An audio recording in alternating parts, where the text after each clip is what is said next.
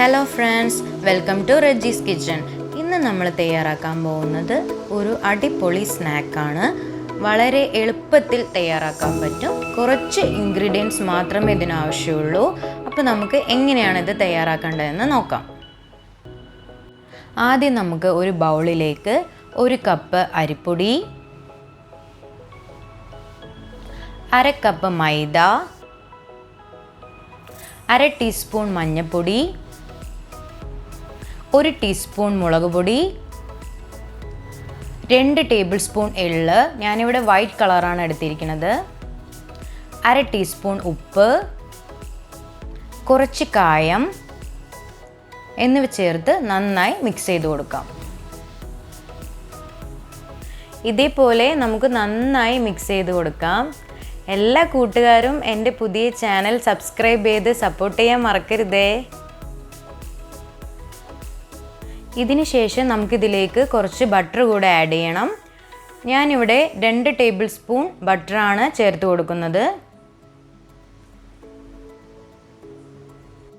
Butter ചേർത്തതിന് ശേഷം കൈകൊണ്ട് വേണം നന്നായി മിക്സ് ചെയ്ത് കൊടുക്കാൻ. ഇതേപോലെ നന്നായി മിക്സ് ചെയ്ത് കൊടുക്കുക.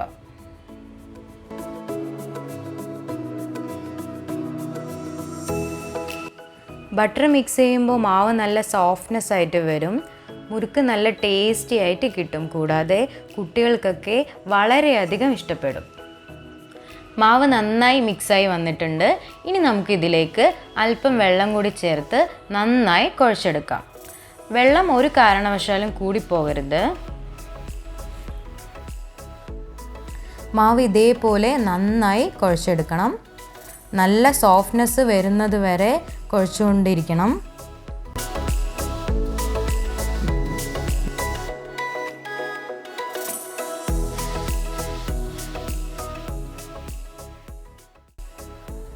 മാവ് ഇപ്പോൾ നന്നായി സോഫ്റ്റായി വന്നിട്ടുണ്ട്.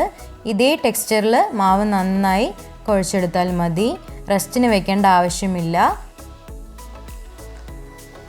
അടുത്തതായി നമുക്ക് ഒരു ഇടിയപ്പം പ്രസ്സിലേക്ക് ഒരല്പം എണ്ണ ഒഴിച്ചതിന് ശേഷം മാവ് ഇതിലേക്ക് ഫില്ല് ചെയ്ത് കൊടുക്കാം.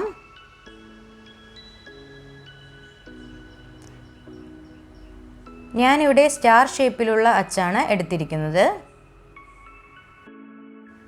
മാവിൻ്റെ കൺസിസ്റ്റൻസി കറക്റ്റായി വന്നാലാണ് ഇതുപോലെ മാവ് സോഫ്റ്റായിട്ട് വരികയുള്ളൂ. നമുക്ക് എളുപ്പത്തിൽ ഇതുപോലെ ചുറ്റിയെടുക്കാൻ സാധിക്കും.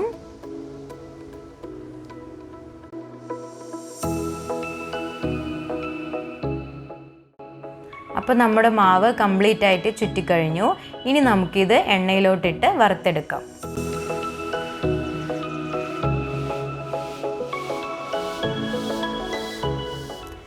എണ്ണ ലോ ഫ്ലെയിമിൽ ചൂടാക്കിയ ശേഷം ഇതേപോലെ വറുത്തെടുക്കുക.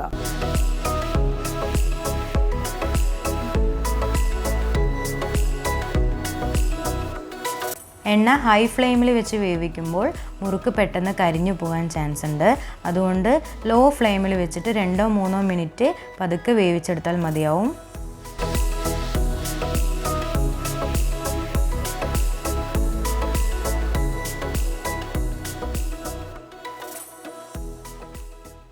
മുറുക്കിപ്പോൾ റെഡിയായി വന്നിട്ടുണ്ട്. ഇനി നമുക്കിത് മറ്റൊരു പ്ലേറ്റിലോട്ട് മാറ്റാം.